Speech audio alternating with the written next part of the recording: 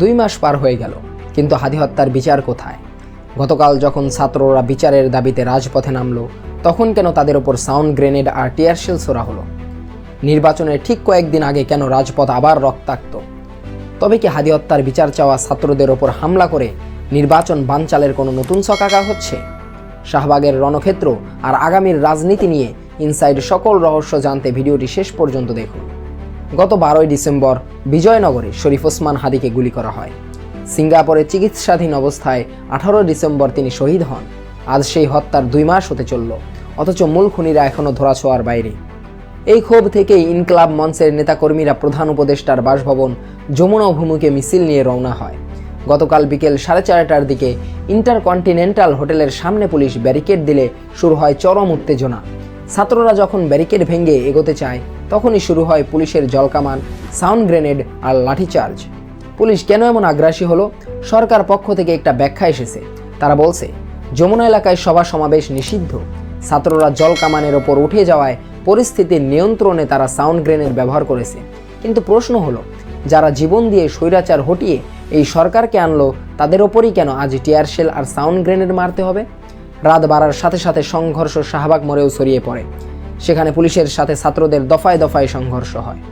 আপনারা হয়তো জানেন, ডিবি পুলিশ এই ঘটনায় 17 জনের বিরুদ্ধে চার্জশিট দিয়েছিল, কিন্তু ইনকলাব মঞ্চ সেই চার্জশিট প্রত্যাখ্যান করে নারাজি পিটিশন দাখিল করেছে। কেন? কারণ তাদের অভিযোগ, মূল পরিকল্পনাকারীদের এই চার্জশিট থেকে বাদ দেওয়া হয়েছে।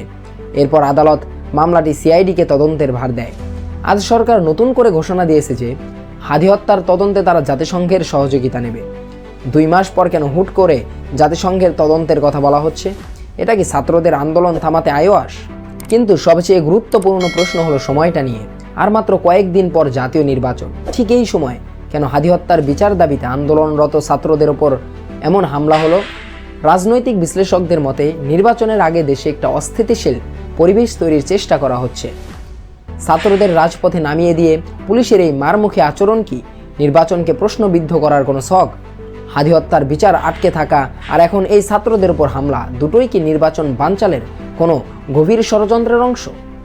সাধারণ মানুষ এখন ভাবছে, ঘোলা পানিতে মাছ শিকার করছে কারা? সামনে নতুন সরকার আসছে, যারাই ক্ষমতায় আসুক না কেন প্রশ্ন থেকে যায়, তারা কি শরীফ ওসমান হাদির খুনিদের কাঠগড়ায় দাঁড় করাবে? আমরা অতীতে দেখেছি, রাজনৈতিক হত্যাকাণ্ডগুলো প্রায়ই ক্ষমতা আর সমঝোতার আড়ালে চাপা পড়ে যায়।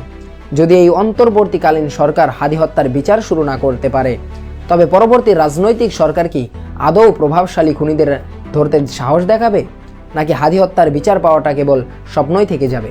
যারা আজ পুলিশের লাঠিচার্জের শিকার হলো, তাদের এই ত্যাগের কি কোনো মূল্য থাকবে নতুন সরকারের কাছে?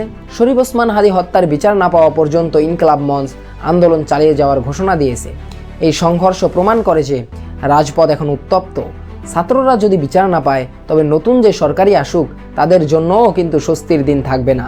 আপনারা কি মনে করেন, নির্বাচনের আগে এই অস্থিরতা কি অন্য কোনো ষড়যন্ত্রের ইঙ্গিত? আর নতুন সরকার কি পারবে হাদি হত্যার বিচার করতে?